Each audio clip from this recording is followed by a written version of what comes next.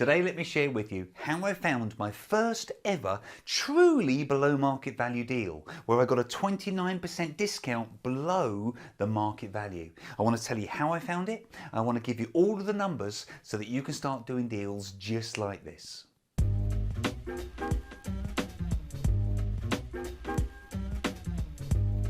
Hi, my name is Tony Law from Your First Four Houses, and I teach people how to build a small property portfolio that generates a great income for them so they can give up the day job if they wish, because they're now financially free.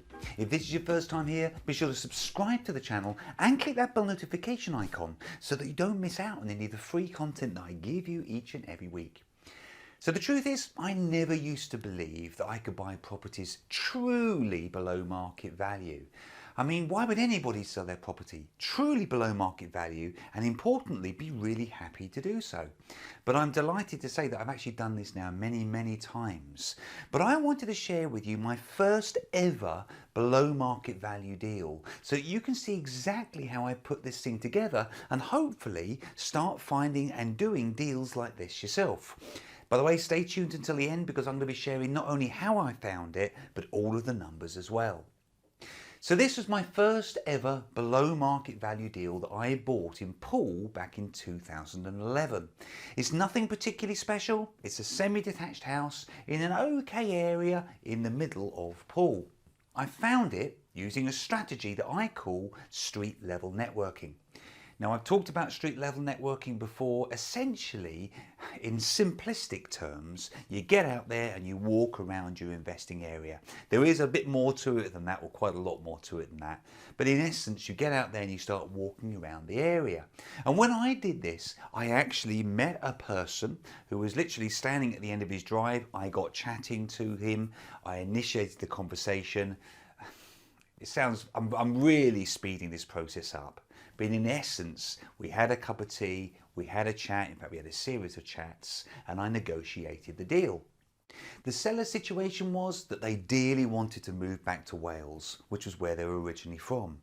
But the problem they had was that the house was a real mess and they couldn't find a buyer. To be really honest with you, they were a lovely couple. But the house was a genuine mess. I mean, they had loads and loads of dogs. The dogs weren't getting out of the house. There was literally dog mess throughout the house. That gives you an idea of what I walked into. And so can you understand, of course you can understand, how seller or potential buyers were walking into this house and they were kind of turning around and walking straight back out again. So the solution I offered up was an exchange and delayed completion, which is in essence exactly as it sounds. You exchange today and you delay the completion point until a little bit further down the line. Now, why is that an advantage for this particular person? Well, it meant that they could go to Wales. They could find a fantastic opportunity, a fantastic deal in Wales. And the agent would listen. The agent would submit their offer in the full knowledge that they had an exchange that was actually happening. So he put deals in front of them that he would maybe not have been willing to put in front of people who were less in a proceedable position. And in actual fact, this particular person found a fantastic opportunity in Wales, and I actually interacted with their particular agent as well. I'm making this sound far more complicated than it was, but it meant that they got a fantastic deal. And I know they wouldn't have got that were they not in this exchange and delayed completion scenario. By the way, if you're finding this video in any way helpful, I would love it if you could click on that like button down there.